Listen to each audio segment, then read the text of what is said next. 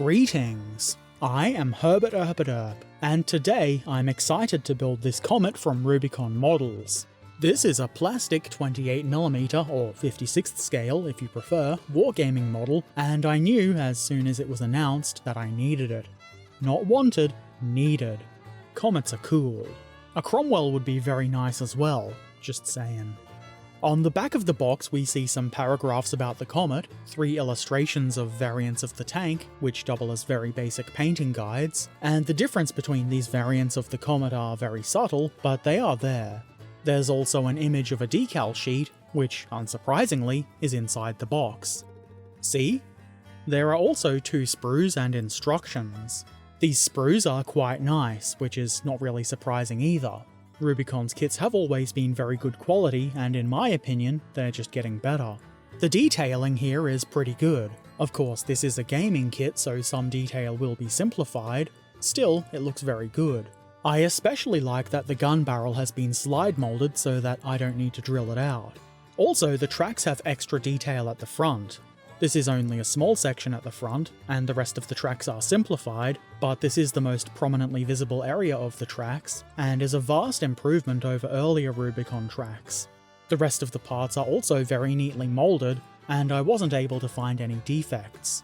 There are of course mould lines that will need to be cleaned up, but those aren't really a defect and they are quite minor. You'll probably spend more time tidying up the sprue gates where you clip the parts out.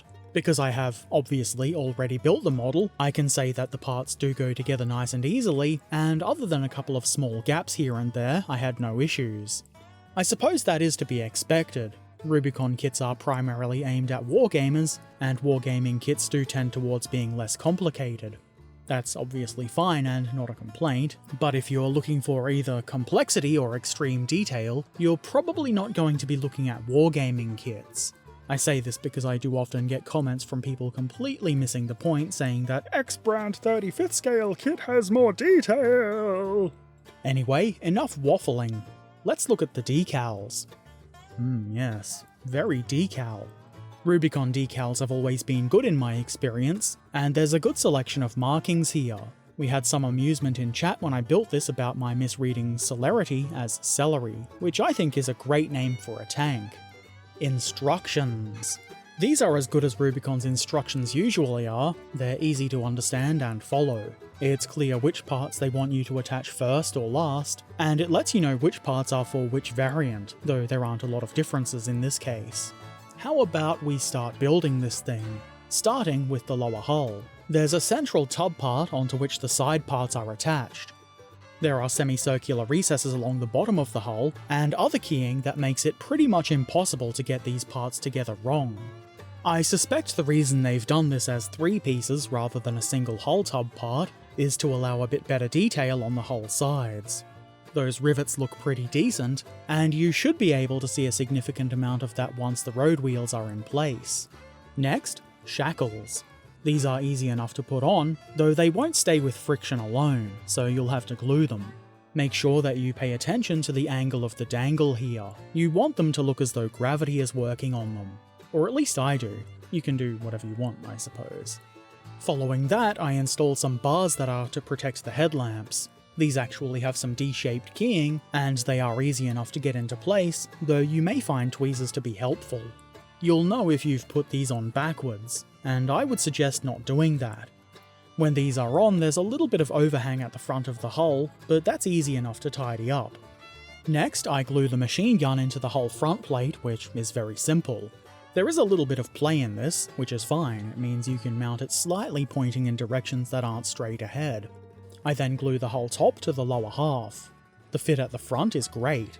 The sides, not quite as good, but a little bit of pressure is all that was needed to take care of that adequately, though there is still a sizable gap at the rear that probably shouldn't be there.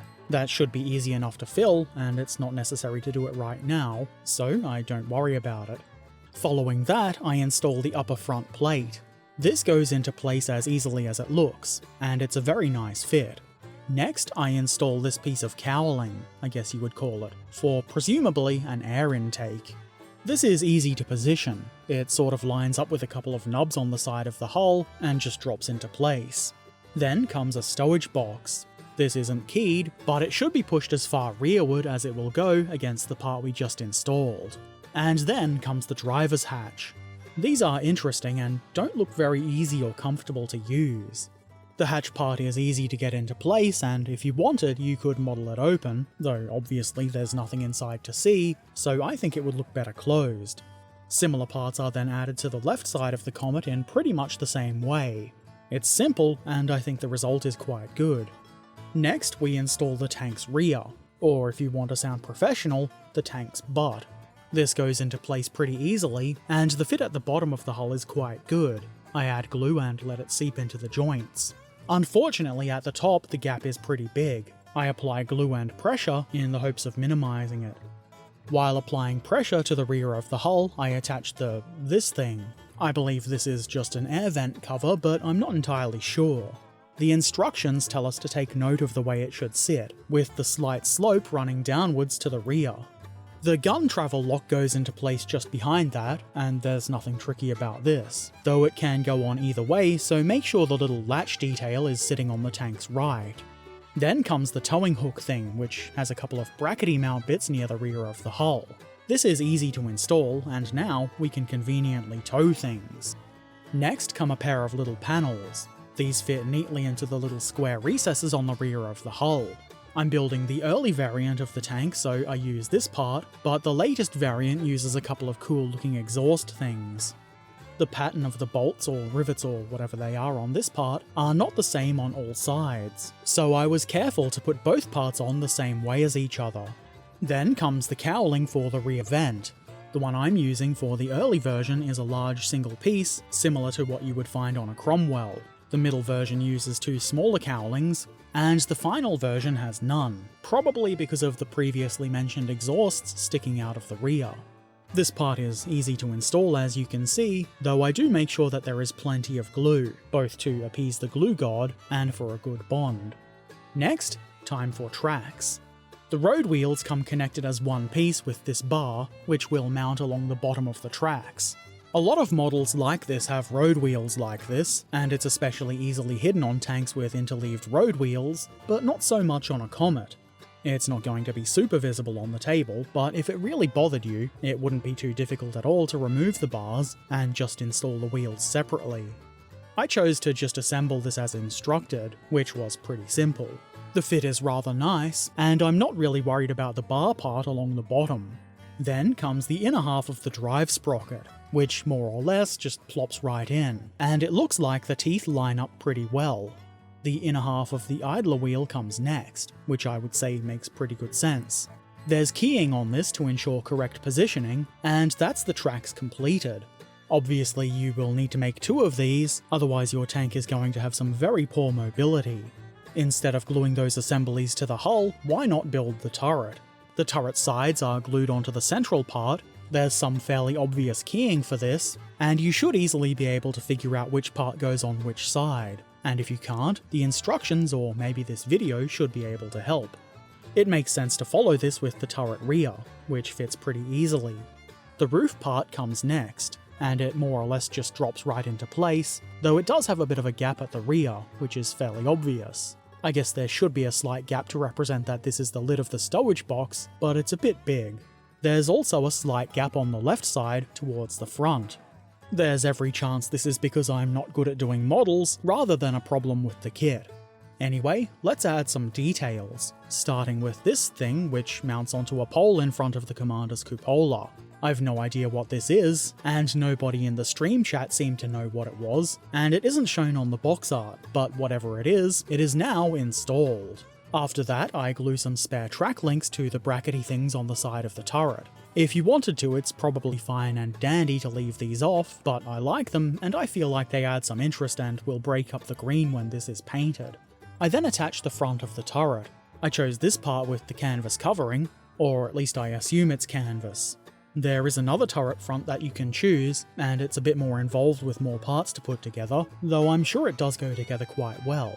All you need to do with this part is glue it on, which is what I've done, as you can probably see.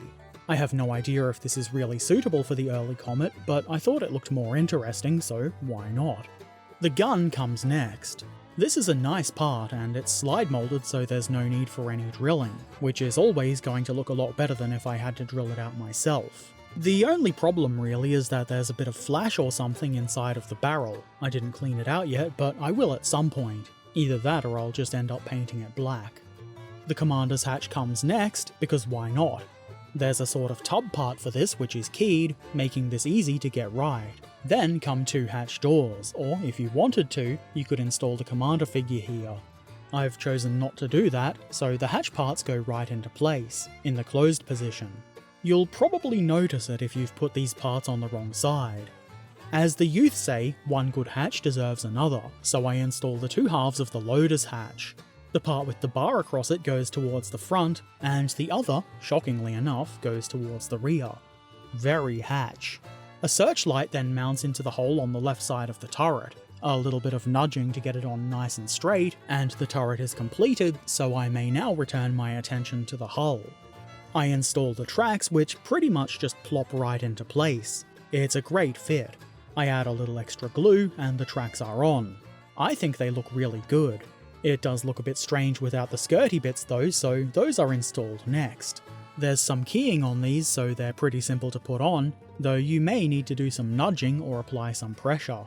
And that's the hull completed, and it looks even better than it did a few moments ago.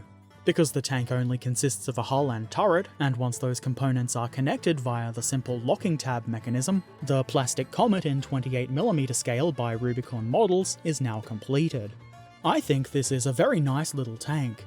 I'm a big fan of the Comet and its younger brother the Cromwell, which looks very similar. And speaking of Cromwell, I would really love to see one of those from Rubicon as well, though I guess that's not especially relevant to this video. I don't really get all hyped for models, and I'm not a fan of hype culture in general, but I have to admit that I was pretty excited about this kit when I heard it was in production, and I feel like I was right to be excited. It's a very nice model and it's quite well detailed.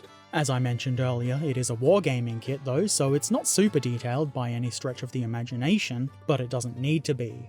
For a gaming kit in this scale, the details are rather good, and I feel like it's rugged and sturdy enough to stand up to being handled fairly roughly on the gaming table without taking too much damage. Not to say that you should be throwing it around and expecting it to stay intact, but it is a good solid tank. As I also mentioned earlier, it was quite easy to put together, and there was very little difficulty in getting the parts to fit. I did have to apply pressure to a few parts, and there are a few gaps that are going to need to be filled, but it could really be a lot worse. A few minutes with some putty and nobody's ever going to know. Unless they see the putty, I guess. Anyway, I enjoyed putting this together. I got it done in one stream of, if I recall correctly, under 2 hours, and if you're not distracted by streaming and filming and stuff like that, you could probably slap this thing together much quicker. Not that it's a race or anything like that. Speaking of streams, if you would like to watch me build models live on stream, and chat with myself and the good folks in chat, head on over to twitch.tv/Herbert_Erpaderp, or follow the link in the description below. I normally do 2 modelling streams a week, one evening and one morning, but for the next while at least I plan to increase the number of modelling streams so that I can get some projects done a bit quicker. So come hang out. It'll be good times. If you have any questions or comments, feel free to leave those in the comment section below. And if you've built this model, or any model really, and you've got pictures you'd like to share, why not drop by our Discord community and share there? We would love to see them. If you've not done so already, why not subscribe, follow, ring the bell, become a patron or YouTube member, or maybe just come say hi on Discord or Twitch. And if you're feeling really helpful, why not share this video with all your friends, enemies, and anybody you think might get something out of it. Links to all of my things are in the description below, and, as always, I shall return soon. So, until then, be excellent to each other, and thanks for watching. Farewell.